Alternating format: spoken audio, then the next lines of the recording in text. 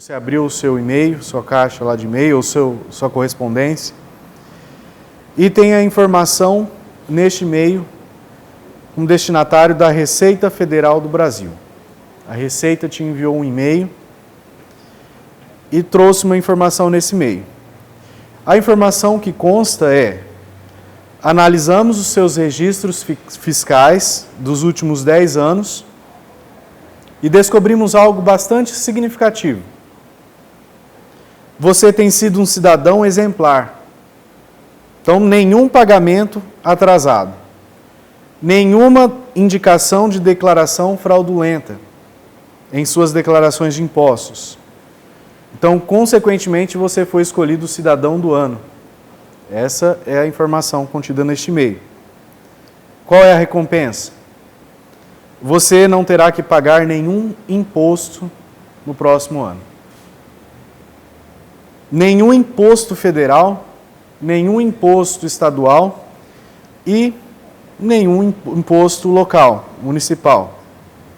É tudo seu, você vai poder guardar. Essa notícia te afetaria de alguma forma? Seria muito bom, né? Muito bom. Bom, nessa noite nós não temos autoridade para lhe dar essa mensagem. É a promessa de que você não precisa pagar impostos no próximo ano, lá em 2024 ou nos anos seguintes. Mas nós temos uma autoridade para lhe dar notícias ainda melhores que essas. Notícias ainda melhores. A autoridade que é concedida pela palavra de Deus, que as notícias ainda melhores são encontradas em Hebreus capítulo 2. O fato é que, se você tem Cristo como seu Salvador, você possui 3 benefícios que são realmente fora deste mundo. Maravilhosos, né? Muito melhor do que não deixar de pagar impostos. E nessa noite nós vamos descobrir quais são esses benefícios para que possamos desfrutá-los neste ano ainda, no próximo ano e nos anos vindouros. Em Hebreus, capítulo 2, versículo 14 e 18, nós não vamos iniciar a leitura ainda, nós descobrimos 3 benefícios maravilhosos a respeito da vinda de Jesus. 3 benefícios. E pelo fato de Deus, o Filho, ter se tornado um homem, isso é verdadeiro para nós, esse benefício. Em primeiro lugar, nós vemos que na pessoa de Jesus Cristo, do versículo 14 e 15, nós temos um libertador. A primeira e grande notícia, nós temos um libertador. Observe o versículo 14 de Hebreus, capítulo 2. Esse versículo 14, ele começa com uma palavra. Qual que é a palavra que está aí? E. É a palavra E. Então, é uma palavra conectiva. O livro de Hebreus, ele está repleto de palavras de transição, né, de palavras conectivas. Nós não vamos passar aqui na transmissão, mas acompanhe na Bíblia. No versículo 1, nós encontramos a primeira palavra, portanto, né, que é uma conectividade também. No versículo 2, nós encontramos porque. E no versículo 11, além do porquê, nós encontramos outra palavra na frente do porquê. Assim. E no versículo 14, a palavra e.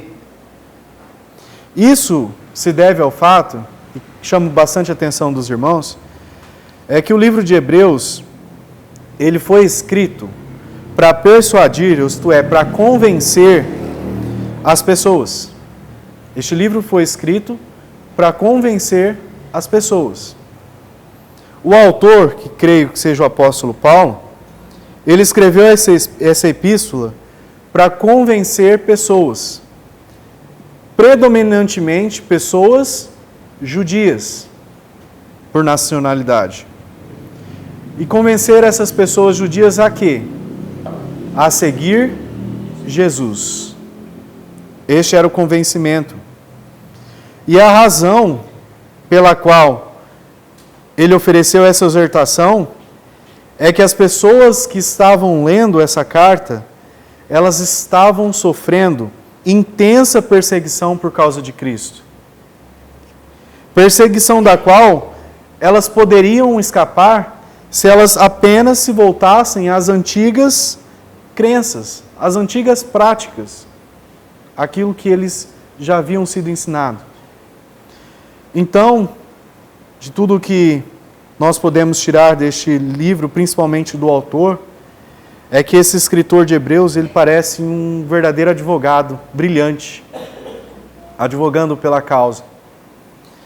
Para convencer seus leitores, ele usa de uma autoridade, né, como a arma, ele usa uma autoridade que ele sabia que os seus leitores iriam respeitar. Então ele se vale de uma arma, de uma autoridade que ele tinha certeza que se ele falasse daquela forma, os seus leitores iriam respeitar. Então o que esse escritor usa? As escrituras do Antigo Testamento. Então ele se vale do Antigo Testamento para mostrar para aquelas pessoas a superioridade de Cristo, mas já desde o Antigo Testamento. E então assim nós lemos, né, se os irmãos forem folhear as folhas de Hebreus, nós lemos citação após citação das Escrituras hebraicas, deixando claro que o Antigo Testamento sempre aponta para Cristo. Sempre aponta para Cristo. Como uma sombra aponta para uma pessoa que faz essa sombra, da mesma forma, o Antigo Testamento aponta para quem o fez, para Cristo. Então a questão é clara, é que se você tem a pessoa, ou seja, se você tem Cristo, por que você se contentaria apenas com a sombra? O versículo 14, além dessa palavra, que nós vemos já de início, ele continua. E a continuidade é: e visto como os filhos participam da carne e do sangue. Vamos parar por aqui. Então, visto como os filhos participam da carne e do sangue. O que levanta a questão: de que filhos o autor está falando? De que filho ele está falando? Filhos. Ele está se referindo aos filhos que ele acabou de mencionar no versículo anterior. Olha no versículo 13. Eis-me aqui a mim e aos filhos que Deus me deu. E para deixarmos mais claro o que nós acabamos de dizer, que o autor ele se vale das Escrituras do Antigo Testamento, o apóstolo Paulo aqui ele está fazendo uma citação de Isaías, capítulo 8, versículo 18. Não vai transmitir. Isaías capítulo 8, versículo 18. Eis-me aqui com os filhos que me deu o Senhor, por sinais e por maravilhas em Israel, da parte do Senhor dos exércitos que habita no monte de Sião. Então o eis-me aqui, né, se refere, neste versículo que acabamos de ler, em Isaías, se refere justamente a Isaías. E os filhos se refere aos filhos que Deus deu a Isaías e que serviram como sinais em seu ministério. E quando nós voltamos lá para Hebreus 2, no entanto, nós vemos que o escritor ele indica que novamente o eis-me aqui, só que em última análise, ele está se referindo a quem, irmãos? A Jesus. Está se referindo a Jesus, versículo 11. Porque assim o que santifica, como os que são santificados, são todos de um, por cuja causa não se envergonha de lhe chamar irmãos. Então o Filho de Deus, ele veio ao mundo, e aos filhos, indica o versículo 13, são indivíduos que Deus deu ao Filho. que Deus deu a Cristo. Indivíduos, que diz ainda esse versículo 11, indivíduos que Jesus chama de irmãos, de acordo com esse versículo. Então isso nos leva de volta ao que nós constantemente temos feito pelas manhãs. Quem está vindo pelas manhãs sabe o que nós estamos dizendo, sabe o que nós aprendemos. E aprendemos que, por meio da pessoa de Jesus, os filhos de Adão se tornaram filhos de Deus. E em termos simples, pelo fato de o Filho de Deus ter se tornado homem, nós, que antes estávamos afastados de Deus, agora nós podemos pertencer à família de Deus. E como que isso acontece? Olha no versículo 10. Versículo 10 e versículo 11. Porque convinha que aquele para quem são todas as coisas, e mediante quem tudo existe, trazendo muitos filhos à glória, consagrasse pelas aflições o príncipe da salvação deles. Porque assim o que santifica, como os que são santificados, são todos de um, por cuja causa não se envergonha de lhe chamar irmãos. Então, primeira coisa, o versículo 10 indica que o Filho Jesus, leva os filhos de Deus à glória. Olha que interessante. O Filho leva os filhos de Deus à glória. E como que ele fez isso? Continua o versículo 10. Ele fez isso por meio do sofrimento. Ele fez isso por meio do sofrimento. Trazendo muitos filhos à glória, consagrasse pelas aflições o príncipe da salvação deles. Então ele fez isso por meio do sofrimento. E o versículo 11 indica que o Filho é aquele que santifica os homens. E aqueles que ele santificou, ele chama de irmãos. Mas como que isso é possível? Como as pessoas que antes não eram santas podem se tornar santas? E como aqueles que antes estavam afastados de Deus podem se reconciliar com Deus a ponto de Deus chamá-los de filhos? Inclusive o seu próprio Filho chamar essas pessoas de irmãos. Como que isso pode acontecer? A resposta é porque aquele que veio à terra é um libertador. A primeira promessa. Aquele que veio à terra é um libertador. E o que é libertar? Libertar é, por definição, deixar livre. Deixar livre aquele que estava sob cativeiro. E foi isso que o Filho de Deus fez. Ele libertou os filhos desamparados de Adão. E o que exatamente o Filho fez para libertar os filhos indefesos de Adão? O versículo 14 e 15 nos diz: E, visto como os filhos participam da carne e do sangue, também ele participou das mesmas coisas, para que pela morte aniquilasse o que tinha império da morte, isto é, o diabo. E livrasse todos os que, com medo da morte, estavam por toda a vida sujeitos à servidão. Quando Cristo veio à terra, irmãos, ele veio para garantir a liberdade. Ele veio para nos libertar de dois opressores cruéis que esses versículos mostram. Quais são esses opressores cruéis? Cristo, primeiro opressor, Cristo proporcionou a libertação do demônio, do diabo. É isso que esse versículo está dizendo. Fomos libertos do diabo. Quem que é o diabo?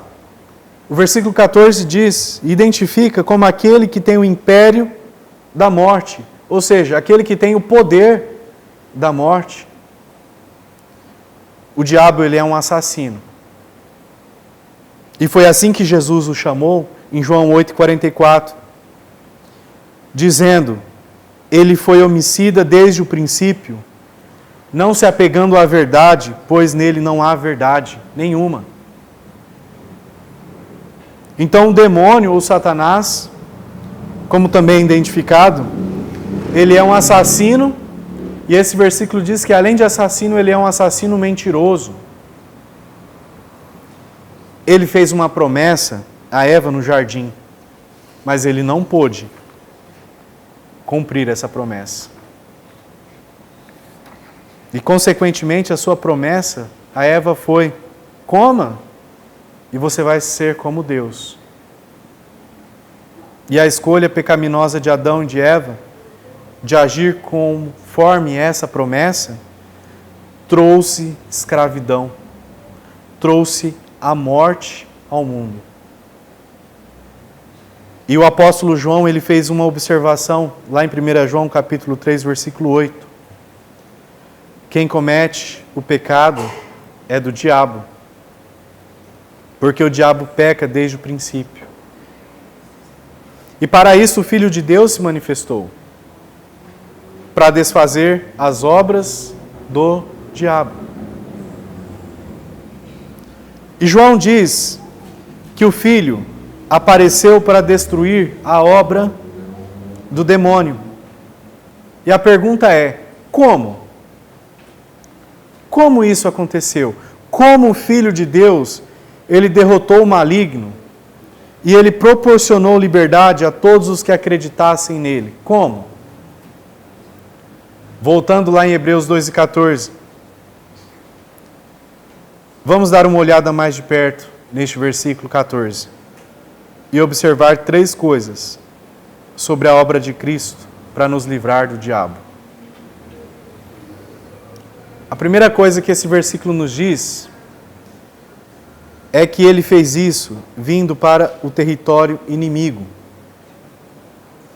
Jesus veio para um território inimigo, irmãos, para a terra, ou seja, para o reino sob domínio do príncipe das potestades do ar. O Filho de Deus invadiu um território inimigo. Que tática de guerra, então, ele utilizou nessa invasão?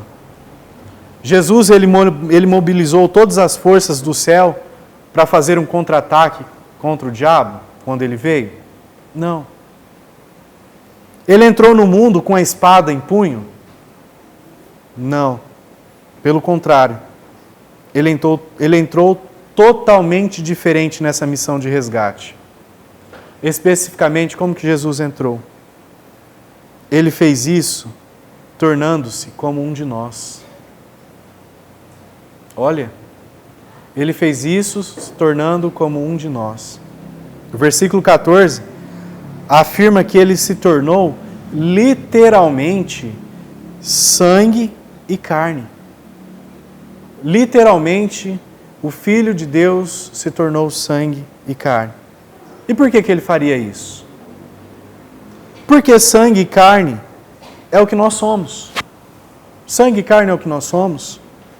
Então a tática do Filho para resgatar os humanos exigia que ele mesmo se tornasse um humano e compartilhasse, que é o que o versículo diz, participar. Participar de nossa humanidade. E no texto original diz que ele simplesmente participou da mesma carne. E isso era impensável para os ouvidos romanos no primeiro século. Impensável, indizível, né? Para os romanos politeístas e de pensamento grego, a carne era ruim e somente o espírito era bom. Mas o Filho de Deus assumiu a carne humana. Ele se tornou como nós, fazendo isto para nos libertar do poder do pecado e do diabo. Terceira coisa que ele fez por nós, ele fez isso por meio da sua morte. Ele compartilhou da humanidade deles, ou seja, da nossa humanidade, para que por meio da sua morte, e aqui é uma cláusula de propósito, para que por meio da sua morte pudesse destruir aquele que detém o poder da morte, isto é, o diabo. Então vamos ponderar isso cuidadosamente, irmãos. O Filho, ele veio para morrer como um homem pelo homem. Amém? Ele veio para morrer pelo homem como um homem. E por sua morte, ele destruiu o diabo. Mas você pode estar se perguntando neste momento, parece que Jesus não fez um bom trabalho então, não é? Pela aparência das coisas que andam acontecendo no mundo, o diabo não parece estar destruído. Só que o verbo utilizado aqui, que fala de aniquilar ou mesmo destruir, não significa que ele pôs fim de uma vez por todas. No original não significa isso. Na verdade, em 1 Pedro 5:8, o apóstolo Pedro afirma que o diabo, ele é como um leão que ruge, que brama e procura devorar o povo de Deus. Então a palavra destruir ou aniquilar significa tornar inoperante, tornar sem efeito. Então ele tornou o diabo inoperante, tornou sem efeito.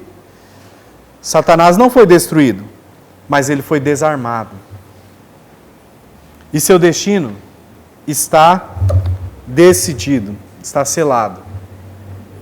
Apocalipse capítulo 20, versículo 10, revela o que acontecerá com o assassino.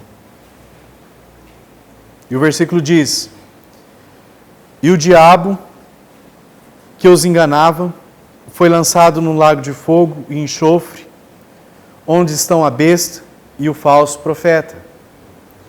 E de dia e de noite serão atormentados para todo sempre. Mas há outro inimigo, que o nosso libertador veio na terra para derrotar, além do diabo. Cristo proporcionou a libertação da morte, que é o que o versículo também está nos dizendo. O versículo 15 começa a palavra "e", que indica que há outro motivo pela qual o Filho compartilhou a nossa humanidade e morreu. Então observe o que é. E diz: e livrasse, ou seja, libertar aqueles que durante toda a sua vida foram mantidos em escravidão pelo medo da morte. É isso que o versículo está nos dizendo. Então observe duas coisas a respeito disso ainda. Primeira informação que o escritor nos dá: o medo escraviza. É isso que ele está dizendo. O medo escraviza. Então, especificamente, o medo da morte foi o que escravizou a humanidade. Coma e você será como Deus, disse Satanás. Mas ele estava mentindo. Coma e você certamente morrerá, disse Deus. E ele estava falando sério. Ele estava falando a verdade. Então, desde o momento em que nós nascemos, nós estamos seguindo por um caminho sinuoso que sempre vai nos levar para o mesmo caminho. Não importa se você nasceu num palácio ou se você nasceu em um barraco. Não importa se o seu caminho começa aqui, na cidade de Pereira Barreto, ou se o seu caminho começou na cidade mais rica do mundo. O caminho termina no mesmo lugar. Tomando emprestado uma frase que nós veremos mais tarde, lá em Hebreus 9, 27, aos homens está ordenado morrerem uma vez, vindo depois disso o juízo. E é por isso que há medo da morte, irmãos. O julgamento está chegando. O julgamento está chegando. É verdade que existe o medo desconhecido, né? O medo do desconhecido. Pois nós nunca vimos o que está além da sepultura. Mas é o que nós sabemos que provoca o maior medo. Pois nós sabemos que o que está por vir, porque nós sabemos o que está por vir além da sepultura. Porque Deus nos diz, e nós estamos falando novamente nessa noite, nós temos um compromisso. Morreremos e depois enfrentaremos um julgamento. Está claro. Morreremos e depois enfrentaremos um julgamento. Não tenho medo, né? Você pode dizer. Tive uma vida boa e acho que vou me sair bem nesse julgamento. Talvez você se interesse em saber que Deus não dá notas em curva. O padrão de Deus é a perfeição. O padrão de Deus é a perfeição. E está bem claro para todos nós que o salário do pecado é a morte. Portanto, se você é perfeito, se nunca transgrediu a lei de Deus, então você não tem nada a temer. Porque Deus é justo.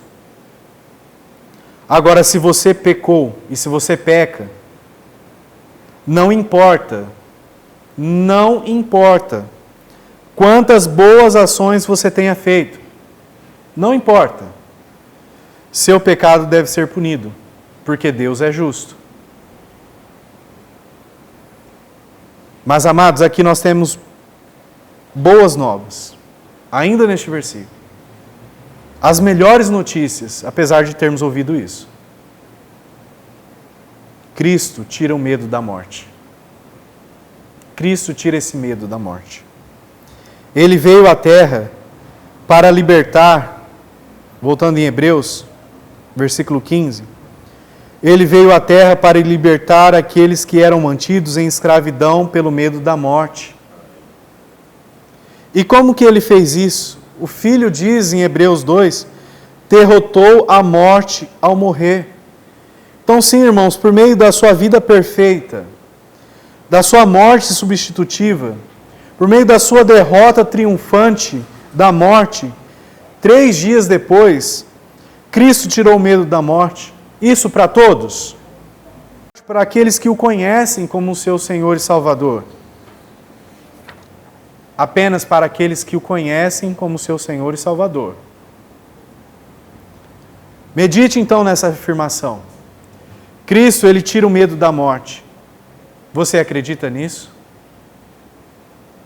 De verdade, você acredita nisso? Isso se manifesta. Deveria haver uma diferença na maneira como nós, cristãos, encaramos e reagimos à morte e na maneira como aqueles que não conhecem a Cristo encaram a morte. Sabemos que a morte não é o fim. Sabemos que além da sepultura, há uma vida mais maravilhosa do que qualquer coisa que nós já possamos ter experimentado. Só que, no entanto, infelizmente, alguns professam Cristo, alguns ainda que professam Cristo, parecem ainda viver com medo da morte. E o que se pode dizer dessas pessoas? Então vamos nos inspirar na história para responder essa pergunta. Eu peguei 3 citações de 3 pregadores. O primeiro pregador disse o seguinte: aquele que teme a morte ou não está disposto a morrer, não é suficientemente cristão. Até o momento, essas pessoas não têm fé na ressurreição e amam mais esta vida do que a vida futura. Outro pregador ecoou o mesmo pensamento. Embora ainda tenhamos que encontrar a morte, sejamos calmos, sejamos serenos no viver e no morrer, pois temos Cristo à nossa frente. E se alguém não consegue descansar a mente, desconsiderando a morte, esse homem deve saber que ele ainda não foi longe o suficiente na fé em Cristo Jesus. E um pastor do século IV percebeu que na sua época, alguns que professavam acreditar em Cristo, alguns que professavam acreditar na ressurreição, estavam se contradizendo, né, essa crença pela maneira como se comportavam nos funerais. E ele disse: quando vejo as lamentações em lugares públicos, os gemidos por aqueles que partiram desta vida, os uivos e todos os outros comportamentos impróprios, fico envergonhado diante dos pagãos, judeus e hereges e os que os veem. E de fato, diante de todos, por essa razão zombam de nós. Ou em outras palavras, se realmente acreditamos que a morte não é o fim, isso deve afetar a maneira como nós sofremos, acrescentou esse pregador. Os que realmente merecem ser lamentados são aqueles que ainda temem e tremem diante da perspectiva da morte e não têm fé alguma na ressurreição. Em outras palavras, se você não acredita em Cristo e na ressurreição que está por vir, então você não deve voltar para a igreja depois do funeral. Mas de fato você deve lamentar. Aqueles que não têm Cristo são os que devem desperdiçar. Aqueles que não têm Cristo são os que deveriam se despedaçar diante da morte. Mas para aqueles que estão em Cristo, a morte se torna uma ocasião de demonstração de paz. A sua paz, a paz de Cristo. Então, com isso em mente, conclui-se que Deus conceda a todos nós, a todos os que partam desta vida, a paz. E quanto a você, meu amigo, Cristo removeu o medo da morte em sua vida? Você está vivendo assim? Aqui está uma tarefa, uma pergunta para discussão na mesa de jantar hoje à noite. Que diferença prática o conhecimento dessa verdade deve fazer em nossas vidas, irmãos? Uma diferença prática, não teórica, prática. Essa verdade de que Cristo é o nosso libertador, de que Ele garantiu a liberdade sobre o diabo e sobre a morte, é verdadeira em nossa vida? Mas há ainda mais boas notícias. Nós temos um sumo sacerdote. Versículo 16 e 17. A boa notícia continua. Versículo 16. Porque na verdade, ele não tomou os anjos, mas tomou a descendência de Abraão. Então, o escritor ele tem falado muito sobre os anjos nos capítulos 1 e 2. Mas aparentemente porque seus leitores eles tinham algumas noções exageradas sobre os anjos. Em Hebreus 1:14, vamos lá? Paulo os lembrou de que os anjos são servos. Lembrou de que os anjos são servos. São espíritos ministradores enviados para servir a favor daqueles que hão de herdar a salvação. Então aqui o escritor deixa claro que Cristo não veio para ajudar os anjos. O versículo 16 é, na verdade, difícil de traduzir porque o verbo tomar pode ser interpretado de diferentes maneiras, dependendo do contexto. Pode ser traduzido como ajudar, né, ou como tomou, tomar. Então ele não tomou sobre si a natureza dos anjos, mas tomou sobre si a semente de Abraão. Em ambos os casos, o sentido final é o mesmo. O Filho de Deus não assumiu a natureza de um anjo, mas ele se rebaixou e se tornou um homem. E por quê? Porque Deus não tinha intenção de ajudar os anjos caídos. Ele propôs ajudar os seres humanos caídos. E é por isso que Deus se tornou um homem. Mas não qualquer homem em geral. Porque o versículo 16 afirma que ele tomou sobre si a natureza da descendência, né, da semente de Abraão, a fim de ajudar os descendentes de Abraão. Então ele se tornou judeu, uma parte da semente de Abraão, e os judeus logo os judeus, que era uma raça desprezada e odiada, mas nosso Senhor se tornou judeu. Então, ciente de que Cristo não veio para ajudar os anjos, em vez disso, Cristo veio para ajudar os seres humanos, versículo 17. Por isso, convinha que em tudo fosse semelhante aos irmãos, para ser misericordioso e fiel, sumo sacerdote naquilo que é de Deus, para expiar os pecados do povo. Então essa é a primeira menção do sumo sacerdócio de Cristo no livro de Hebreus. E depois daqui em diante não é a última menção. Mas é uma realidade, irmãos, que nos dá esperança. Na pessoa de Jesus, nós temos um sumo sacerdote. E então aqui nós temos 4 percepções a respeito do nosso sumo sacerdote. Primeira percepção que o versículo nos dá, que esse sumo sacerdote é misericordioso, diz o versículo. Misericordioso. Se os recentes escândalos sexuais envolvendo padres das igrejas católicas romanas revelam uma coisa, revela o seguinte: os sacerdotes humanos podem ser egoístas. E isso certamente não se restringe apenas aos católicos, à fé católica.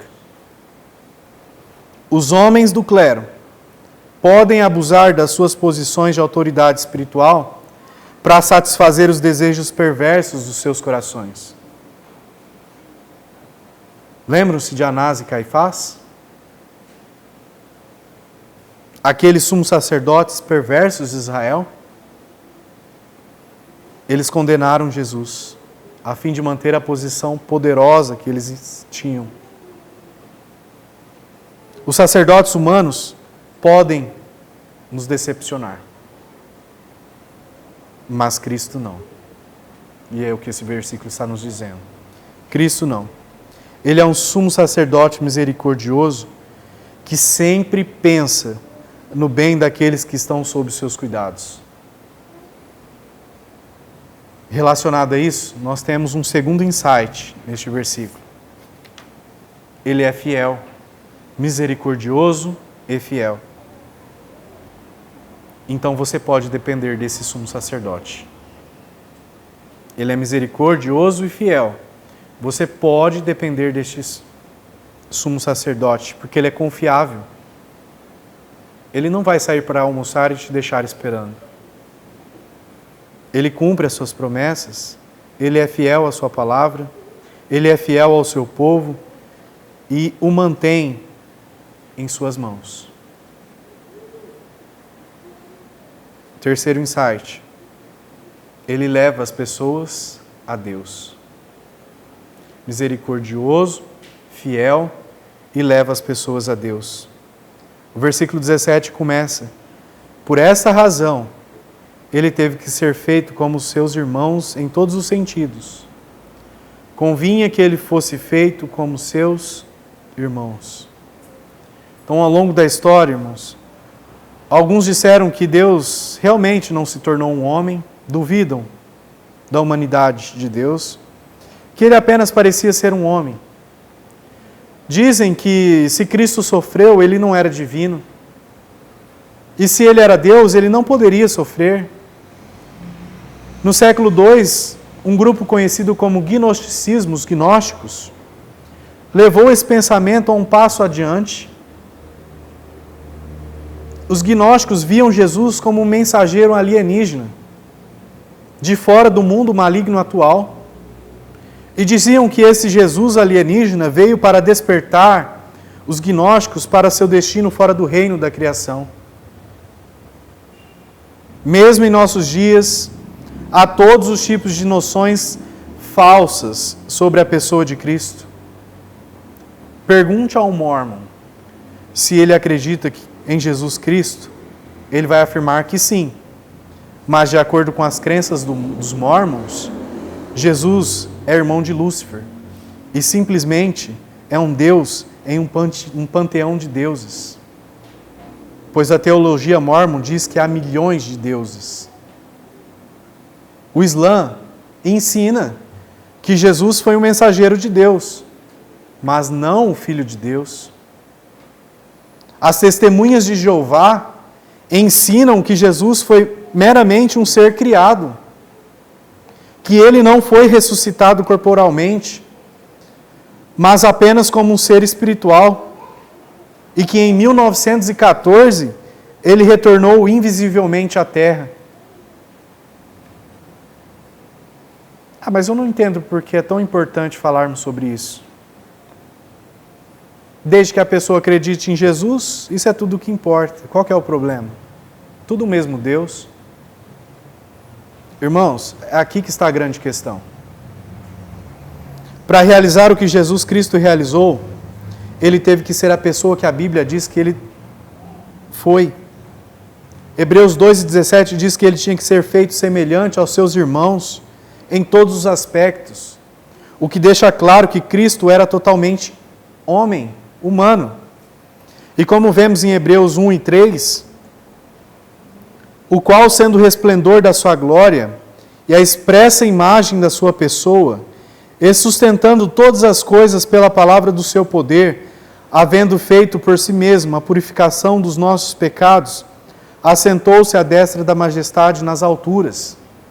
Então o Filho é o resplendor da glória de Deus e a representação exata do seu ser, deixando claro que Cristo é plenamente Deus também, plenamente homem e plenamente Deus.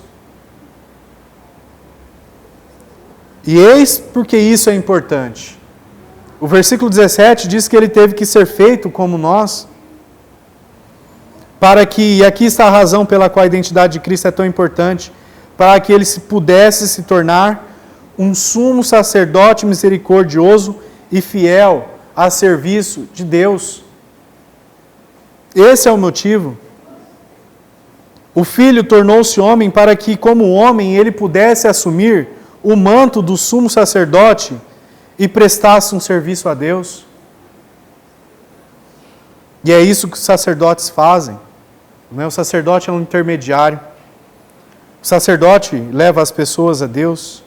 Um sacerdote faz um trabalho conforme prescrito por Deus para o benefício dos seres humanos, e foi isso que Cristo fez. E que trabalho específico ele realizou como sumo sacerdote?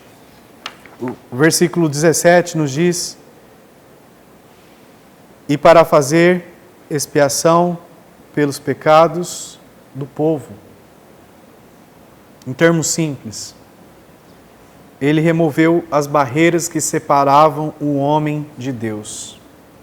Ele removeu todas as barreiras que separavam o homem de Deus, podendo ser traduzida também do original da seguinte forma: e para que ele pudesse desviar a ira de Deus, tirando os pecados do povo. Para que ele pudesse desviar a ira de Deus, tirando os pecados do povo. E na verdade, irmãos, a palavra contém dois pensamentos, e Cristo realizou dois. Ambos. Ele assumiu o nosso pecado. E ao assumir o nosso pecado, ele tomou a ira de Deus. Ou seja, enquanto ele estava na cruz, ele tomou sobre si os pecados que você e que eu, todos nós cometemos, por toda a humanidade. E com esses pecados sobre si, ele tomou a ira de Deus, que deve ser demonstrada como um resultado desses pecados. Ele fez propiciação pelos pecados do povo. E essa é uma boa palavra, propiciação. O termo propiciação está relacionado ao lugar no templo judaico chamado propiciatório. No dia da expiação, uma vez por ano, o sumo sacerdote entrava no lugar santo e ele aspergia o sangue de um animal sacrificado sobre o propiciatório que ficava sobre a arca da aliança. Com base nesse sacrifício, Deus retinha. Deus segurava a sua ira e estendia misericórdia ao seu povo, perdoando o pecado. E foi exatamente isso que Jesus fez. Sua cruz tornou-se o último propiciatório. O último, irmãos, propiciatório. Ele teve que se tornar um homem para que, como o último sacerdote, o sumo sacerdote, ele pudesse oferecer o sacrifício final pelo pecado. Seu sacrifício não seria mais um cordeiro, pois os outros sacerdotes já haviam oferecido milhares, centenas de milhares de cordeiros, mas ele oferecia-se a si mesmo.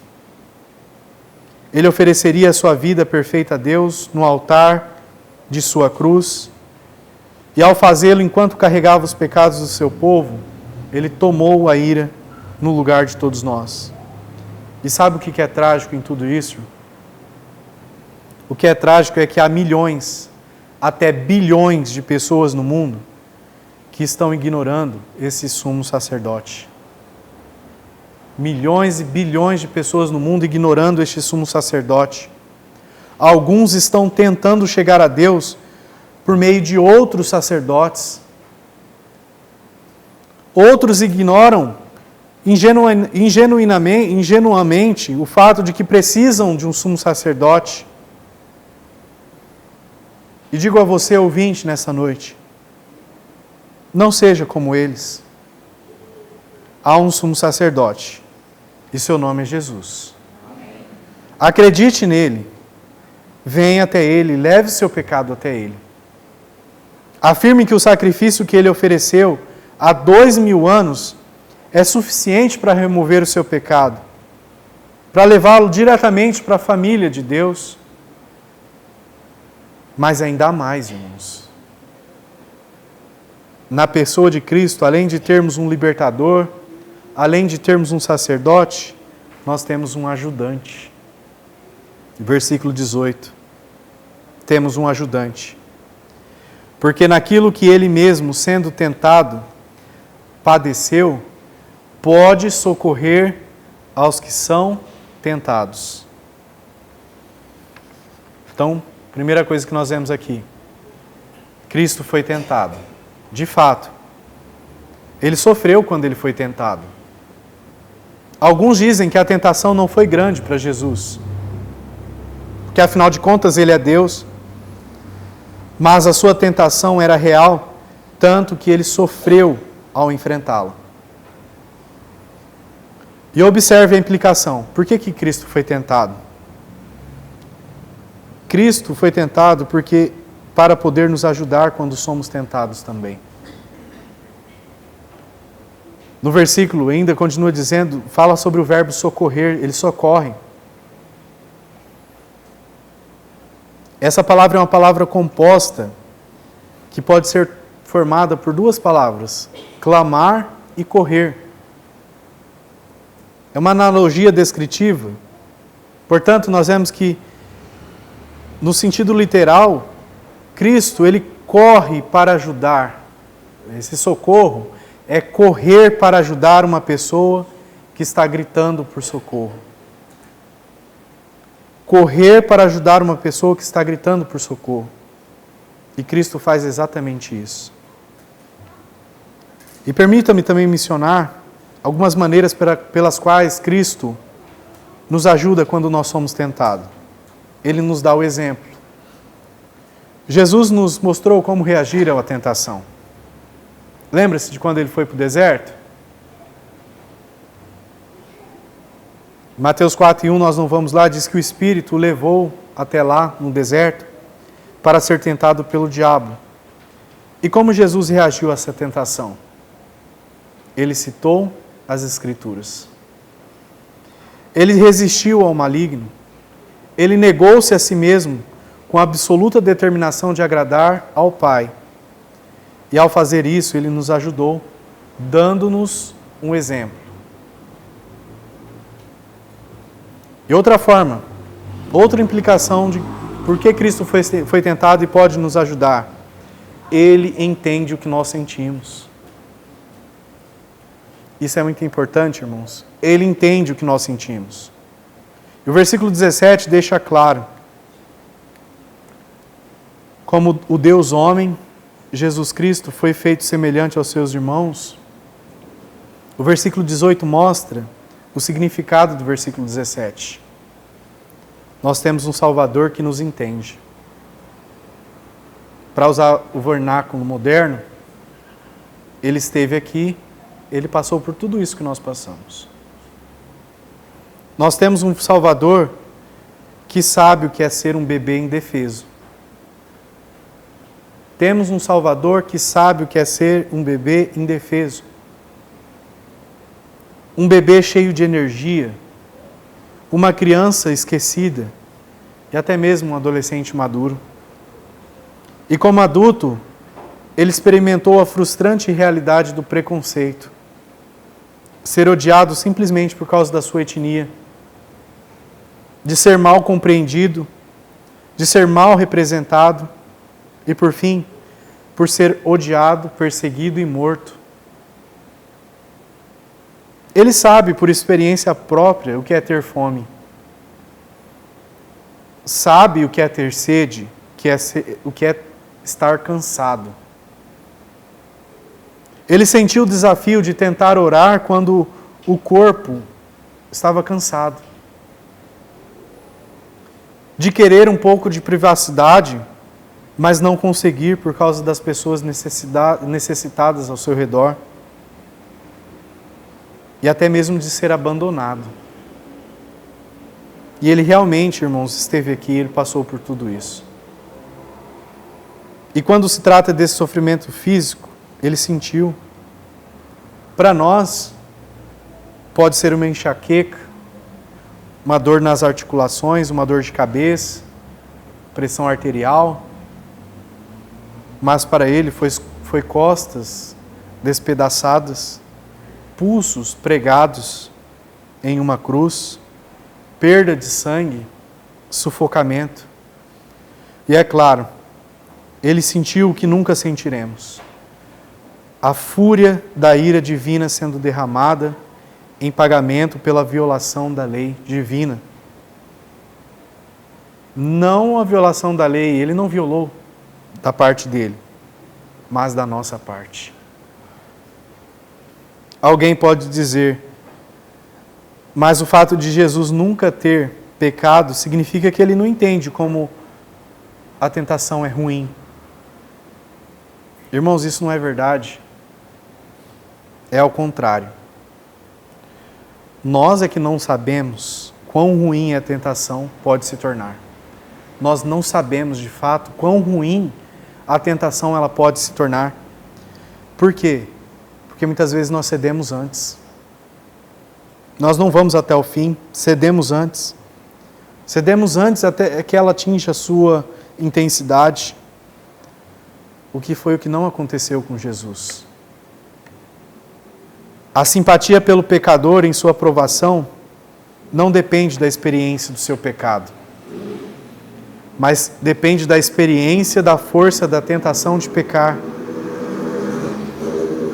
Que somente quem não tem pecado pode conhecer essa intensidade na sua totalidade. Aquele que cai, ele cede antes do último esforço. Vamos ilustrar para deixar mais claro, que eu acho que está bem difícil. Pense em dois homens tentando levantar um objeto pesado. Pense, reflita aí. Dois homens tentando levantar um objeto pesado. Quem entende melhor o peso do objeto? O homem que tenta levantar, mas não consegue mover o objeto? Ou o homem que levanta esse objeto até o máximo que consegue e mantém esse objeto lá e conta por quanto tempo ele consegue permanecer com esse objeto e então ele devolve para o chão? Quem realmente conheceu até o fim, irmãos? O último. Que foi até a intensidade total. Você está sofrendo hoje? Cristo entende. E aqui estão algumas outras maneiras pelas quais nós temos ajuda. Ele nos permite dizer não ao pecado. Ele nos dá graça. E Ele intercede por nós. Último versículo dessa noite, Hebreus 14:16.